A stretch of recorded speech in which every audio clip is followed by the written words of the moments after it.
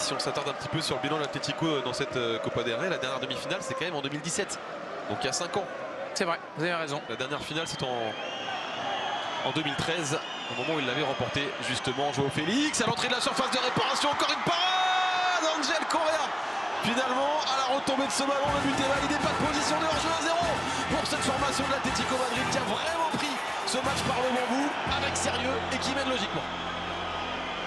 Et ben voilà, on y est arrivé. Ils y sont arrivés. Là, Joao Félix qui a tenté une frappe de loin tout à l'heure qui est passée à côté du but, mais là, frappe cadrée en plus en une touche avec un ballon qui vient de côté comme ça, c'est pas facile. Le gardien fait plutôt une belle parade au début et puis il y a Correa qui suit en bon renard, qui n'est pas en jeu. Et il y a forcément. Ce que je vais vous dire, vous trouvez que c'est une belle parade? Bah, je trouve que la frappe, elle est quand même. Je crois qu'il est caché en plus. Je crois qu'il est caché et le ballon est difficile à reprendre. Ouais, elle flotte un petit peu, c'est pas, pas simple. On ne peut pas la remettre plus dans l'axe que ce qu'il fait, quoi. Oui, non, mais d'accord, mais bon, quand le ballon flotte et qu'il change de trajectoire à 1 mètre de vous, je suis pas sûr que ce soit très facile à capter. Joué rapidement avec Antoine Griezmann, qui sur corner a été la principale menace. À chaque fois que c'est lui qui l'est tiré, il y avait un joueur de l'Atlético pour la reprendre. C'est pour ça que je comprends pas pourquoi ils l'ont joué à 2 en fait. Choix étonnant en effet parce que c'est surtout sur corner qu'ils se sont montrés dangereux les Colchoneros dans cette partie. Sur corner ou de loin. Bon, l'heure de jeu est passée.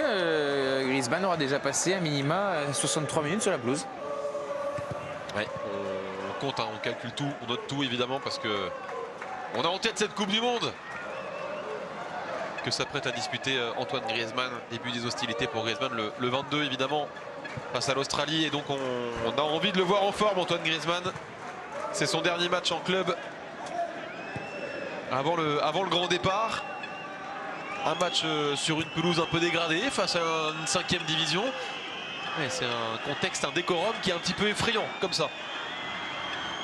Molina avec Joao Félix. Joao Félix, le bon petit contrôle de la part de Joao Félix. Ça c'est une superbe combinaison. Joao Félix derrière. Bien joué. Voilà, superbe combinaison et l'Atlético Madrid passe la seconde. Rien de mieux que de se remettre en confiance en marquant de but face au petit poussé de cette compétition.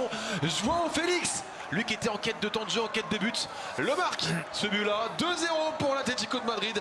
Amplement mérité évidemment, mais il était temps de les voir enfin accélérer le jeu. Quelle séquence de possession pour aller jusqu'au but. Sublime le but, Pierre. Ouais, sublime but en plus, ça part de son initiative à lui qui tente le 1-2. Après il y a la passe D quasiment de Correa qui laisse passer le ballon. Défenseur qui se fait savoir, après il finit du pied gauche. Mais c'est bien pour lui parce qu'il était, depuis le début du match, on le sent un peu erré à droite, à gauche.